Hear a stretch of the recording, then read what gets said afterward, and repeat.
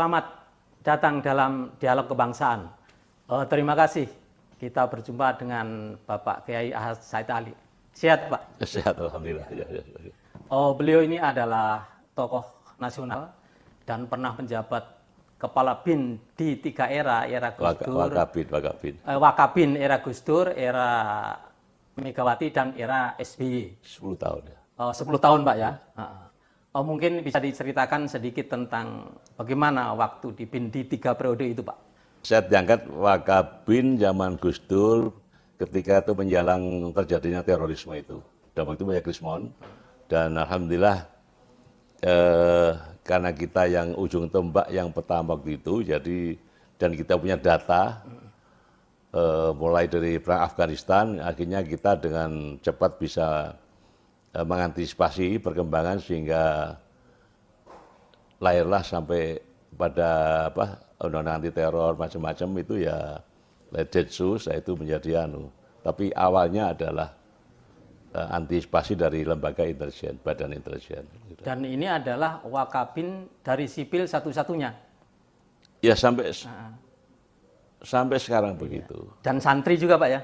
Sangat santri. Oh iya. Bagaimana suka duka waktu di BIN, Pak? Ada suka duka gitu? Mungkin itu ya dilahirkan sebagai santri, kemudian yang ngaco waktu itu kan dari suka tidak suka kan kelompok politik yang Islam juga. Jadi akhirnya yang dalam intelijen itu kan kalau kita tahu budaya, tahu culture, tahu nilai, kita ya tepat ya karena dari santri. Baca dokumennya aja kalau nggak dari santri ya kita nggak ngerti ya tulisan Arab aja kayak ular itu ya. Itu aja waktu itu saya cerita nggak ada anak buah yang bisa baca itu karena seperti ular nggak ada harokatnya. Nah, kita rekrutlah ya anak santri juga yang sekolahnya TK-nya SMP SMP-nya di Arab. Jadi baru kita bisa baca dokumen-dokumen mereka seperti itu sampai. Oh iya. Iya. Tentang sistem tentang negara saya pikir tidak asing lagi. Nah, pasca reformasi setelah terjadi amandemen 4 kali, ini menyisakan persoalan terhadap sistem tata negara Indonesia. Nah, apa saja kerugian dari amandemen yang 4 kali itu, Pak, kira-kira itu? Jadi yang seperti di masyarakat yang kita rasakan sekarang ini prakteknya, jadi kita itu menerapkan sistem yang kita tidak tahu, yang kita tidak alami. Sistem kita di barat kita plekkan di sini tanpa memberikan nilai-nilai yang ada di sini. Padahal kalau menurut misalnya ya karangan Alex Tocqueville, Demokrasi Amerika, jadi sistem politik sesuai dengan nilai. Amerika menjadi negara demokrasi terhebat karena memang nilai yang dibawa adalah pelarian Eropa Barat yang untuk kebebasan dengan tumplek-blek di Amerika, mereka membangun negara. Cocok. Lah kita ini tidak pernah ngalami revolusi kayak di sana, di Eropa, tidak pernah jadi perang agama, kita membuat negara aman damai, punya nilai sendiri, ya harus dengan nilai kita juga. Ngambil kebebasan dari Barat boleh, tapi aplikasinya harus sesuai dengan nilai budaya kita. Kalau bahasa santri itu as-siyasatul ummah mabniyatun ala aqidatiha. Kebijakan politik suatu negara itu tergantung nilai-nilai dari masyarakat itu. Lah kita masyarakat Indonesia nilainya harus dengan sesuai dengan kearifan lokal bangsa Indonesia yang telah dirumuskan menjadi Pancasila. Lah Pancasila itulah menjadi basis kita yang akan kita terjemahkan. Lah terjemahnya itu tidak dengan nilai lokal kita. Karena yang bikin, maaf ya, naskah akademik satunya ya di buku saya negara punya tulis, itu ya orang Amerika yang tinggal di Depok sana, sembunyi di situ yang supply naskah akademiknya. Jadi ya begini ini. Menurut analisa Bapak, setelah amandemen ini, apakah ada kontradiksi antara Pancasila dan undang-undang yang sekarang, Pak? Oh sangat kontradiktif. Pasal 33. Khususnya dan pasal 28. Maksudnya pasal 28 itu kebebasan ya, kebebasan. Kalau kita di santri kan hurriyah, kemudian persamaan, musyawarah dan juga Hurriyah Musawarah dan persaudaraan, ukhuwah, kebebasan, hurriyah dan musyawarah ya, musyarakah kemasyarakatan itu. Dan ini kita menekankan pada kebebasan ala barat ya, ala barat sesuai dengan konstitusinya kita nurun Amerika lah itu. Artinya hasil amandemen itu pasal 28 itu kebebasannya ala barat. Oh iya, mesti ditarik kembali gitu. Ya, bukan.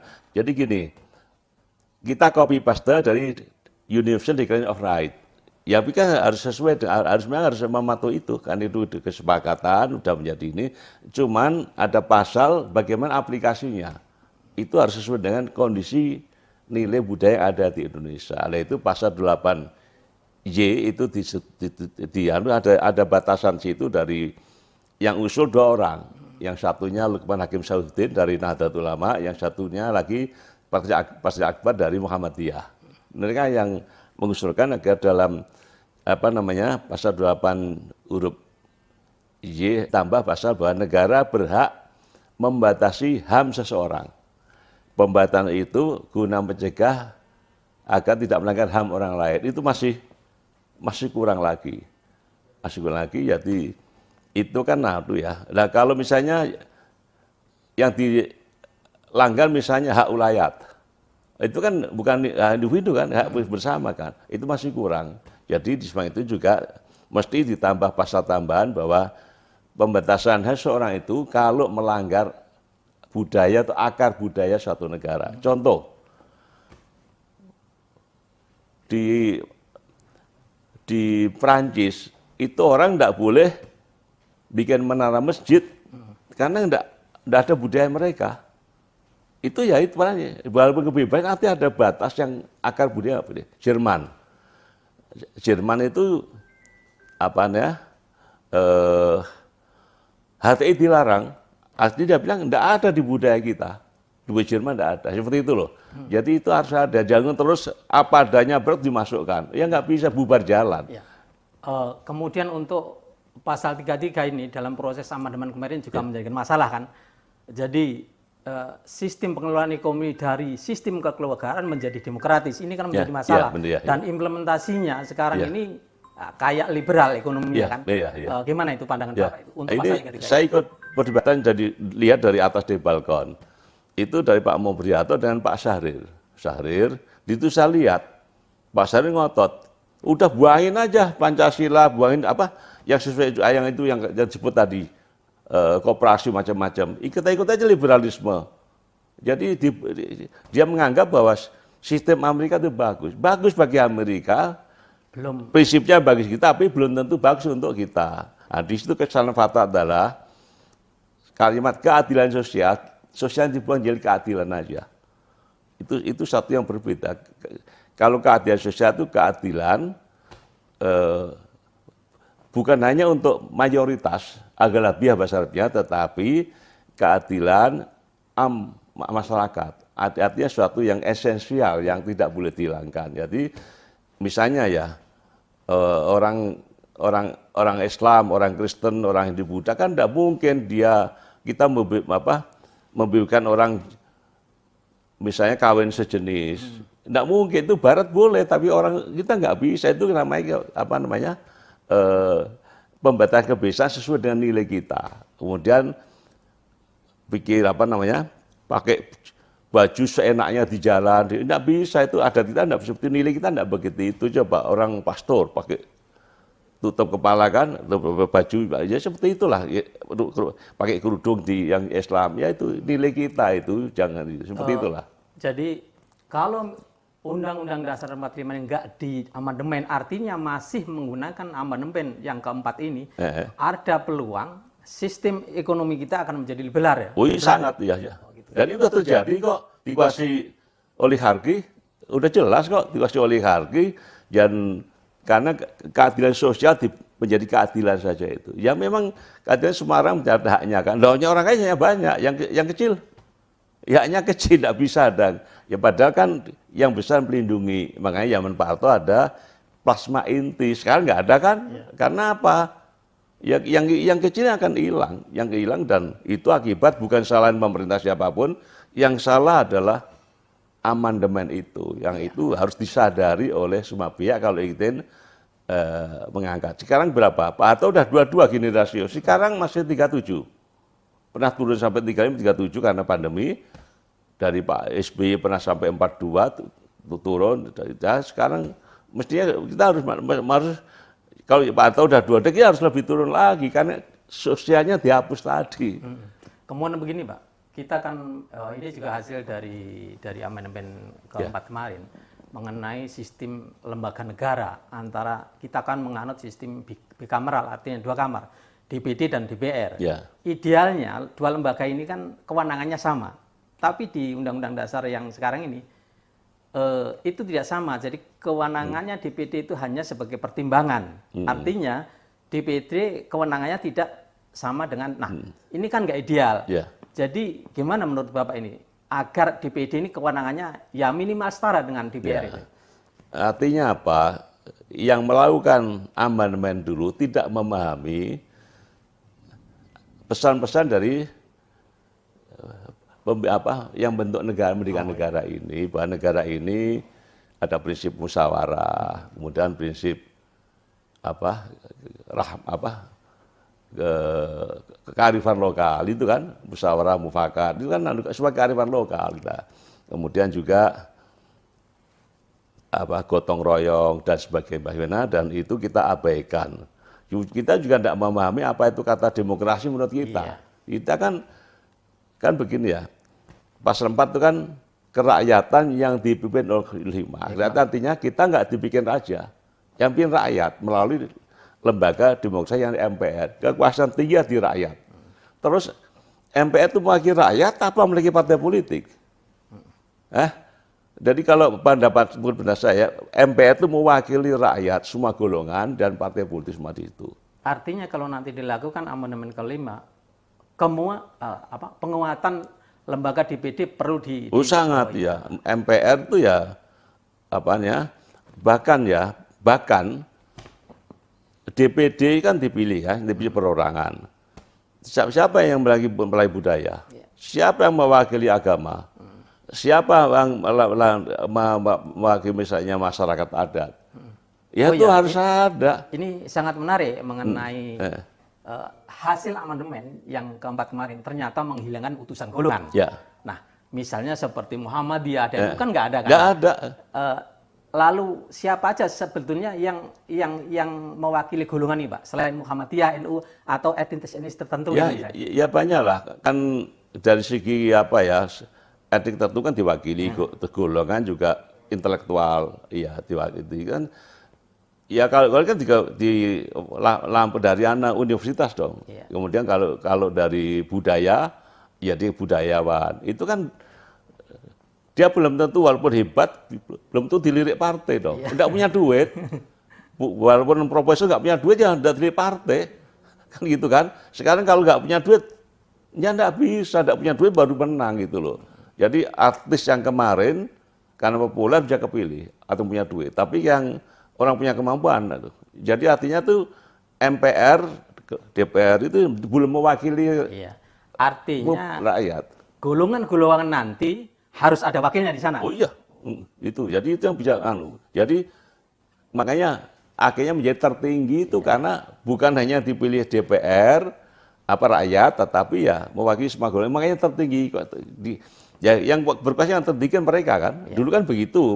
Hanya dulu kan disempurnakan aja mekanismenya supaya tidak menjadi monopoli pemerintah, kan begitu, mestinya begitu. Jadi jangan terus bubar gitu aja. Kita mau niru Amerika tapi setengah-tengah, nggak bahan Amerika, makanannya gudeg, menurutnya nggak bisa dong. Ya ini masuk ke MPR itu. Kalau dulu kan lembaga tertinggi. Nah, hasil dari amandemen ini juga menyatakan bahwa MPR sekarang menjadi lembaga tinggi. Artinya udah sama-sama DPR, sama dengan itu. Nah, sebaiknya kedudukan MPR ini gimana menurut Bapak itu? Kalau misalnya nanti terjadi amandemen gitu, gimana sebenarnya? Ya, ketika kembalikan lembaga tertinggi. Ya, tanya proses. Jadi dikembalikan menjadi lembaga tertinggi. Punya kan kenapa? Sampai itu krisis, kepada siapa?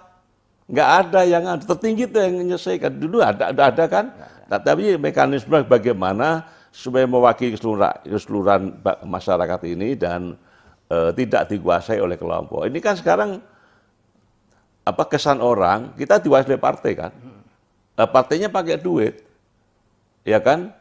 Dia perlu partai udah, kenapa? Oligarki yang menang, karena duitnya dari oligarki kan begitu. Iya. Ini menjadikan politik komunitas itu ya jangan saya nyalain oligarkinya, jangan penting undang-undangnya dasar diperbaiki kalau ingin benar. Jadi nanti bentuk MPR itu nanti ada dari partai politik DPR, ya, ada Dewan Perwakilan Daerah, ya dong. Terus ada utusan golongan. Oh iya, macam-macam itu, tiga-tiga itu. Sana ya. Kalau nanti misalnya dilakukan amandemen kelima, iya. Sekarang kita masuk poin yang sangat krusial yaitu mengenai GBHN, Pak. Iya. Inilah poin yang paling merugikan sistem tata negara kita hasil dari amandemen keempat yaitu menghilangkan GBHN. Nah, bagaimana sebuah bangsa tidak punya panduan kan? Dan kalau misalnya terjadi pergantian kepemimpinan, itu ada ruang untuk membelokkan arah sejarah. Nah, pandangan bagaimana ini GBHN ini dihidupkan kembali?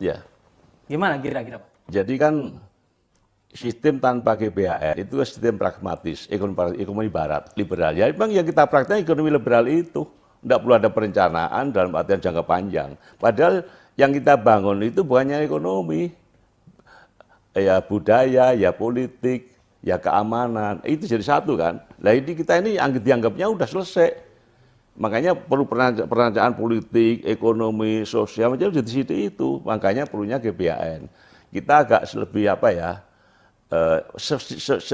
semacam orang ekonomi sosialistis ya, bukan komunistis itu ya memang perencanaan. Kalau Barat tidak ada perencanaan dalam artian sekian tahun itu nggak pernah ada dia karena udah sistemnya berbeda. Ya, selama kita nggak ada perencanaan jangka panjang, menengah itu kita akan kehilangan arah tadi. Seperti sekarang ini, misalnya kemarin tiba-tiba harga minyak goreng naik. Ya kenapa? Ya kan memang palm oil udah dikuasai oleh konglomerat. Dia perlu uang supaya balik uangnya dijual ke luar negeri. Yang dulu nggak ada kan.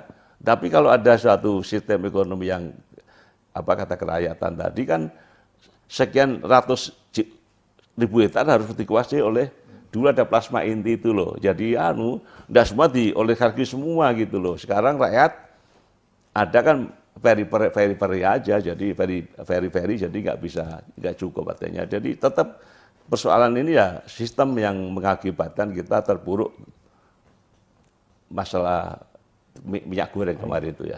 Sebetulnya pentingnya seberapa sih sebuah negara harus punya kayak Indonesia punya GBHN itu? Sangat penting. Sangat penting. Sangat penting. Mutlak gitu, mutlak. Mungkin kalau dalam bahasa literasi Islam fardu ain kali ya. Oh iya fardu ain. Jadi kita mau kemana? Kita tahu sampai di mana. Jadi itu sampai di mana kita tahu gitu. Sampai Kudus, Pati, Juwana ya kita tahu. Jadi enggak terus akhirnya saling menyalahkan. Perintah kita nyalahin yang dulu terus saja begitu. Jadi dan kita enggak punya arah, enggak bisa disalahin presiden. Kok arahnya kok.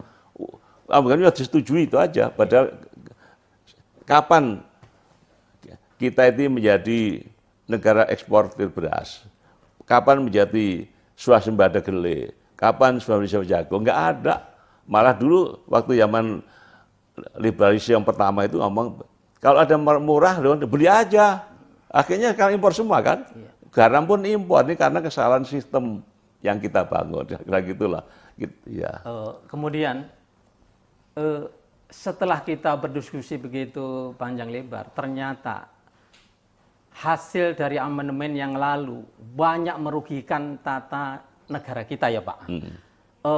Sejauh ini, seberapa penting kita melakukan amandemen? Mendesak atau bagaimana kira-kira? Saya sangat mendesak. Kita kehilangan waktu panjang ya. Dan jangan berpikir amandemen terus mengembalikan ke zaman Pak Harto lagi, enggak. Kita udah melangkah sekian tahun kok. Kan amandemen itu menghasilkan kebebasan. Muncullah orang kata Azhar Anas yang bagus, muncullah Khalifah Indar Parawangsa, muncullah Mahfud MD, orang-orang yang hebat itu, ya kan? Siapa lagi yang tokoh-tokoh kita itu banyak ya, Pak Jokowi juga itu ya. Itu. Nah terus itu yang mengangkat derajat orang-orang baru itu ya jangan hilang kebiasaan. Tapi persoalannya itu adalah bagaimana tidak ada kesan ini menjadi politik keuangan, oligarki itu ya. Oligarki itu ya dihilangkan dengan cara pasal 33 maupun pasal dirubah maupun pasal mengenai kebebasan itu disesuaikan dengan nilai-nilai kita dan juga komitmen kepada jiwa dari pendiri bangsa. Ini yang repot. Penjelasan dibuang. Berarti itu nilainya di situ, penjelasan itu kan tidak bisa lepas dari undang-undang dasarnya dibuang. Dulu itu nggak bisa, itu nilai kita di itu kok. Nah itu kembali lagi, itu pesan dari IMF lah kira-kira gitu. Kita melakukan pendampingan itu tiba tekanan untuk melakukan liberasi politik, liberasi ekonomi, liberasi sosial.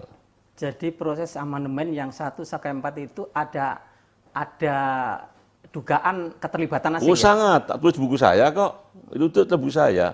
Badan dunia terlibat. Iya, bahkan nanti pengusaha juga yang ngasih itu. Tidak usah disembunyikan itu. Tak tulis buku saya, Negara Pancasila itu. Dan tidak ada orang, 2009 tak tulis. Dari tahun 2004 tak geluti terus. Itu mulai di Sinar Harapan pertama, 2004 terus tak tulis tak geluti itu ya demi untuk bangsa dan negara.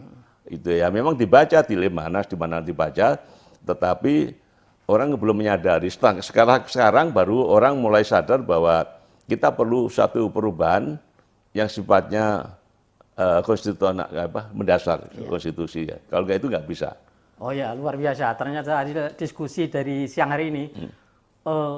Setelah amandemen 4 kali itu banyak sistem tata negara yang sangat dirugikan. Misalnya nih, menghilangkan GBHN, kedudukan MPR yang nggak jelas, kemudian DPD yang begitu belum menguat, kemudian utusan golongan juga tidak ada di sana di MPR. Artinya kalau nanti dilakukan amandemen kelima, hal-hal itu perlu dimasukkan. Dan amandemen kelima adalah sebuah keniscayaan, Ya, Pak. harus, ya. Ya. Terima kasih kehadirannya di Dialog Kebangsaan. Terima kasih. Masih.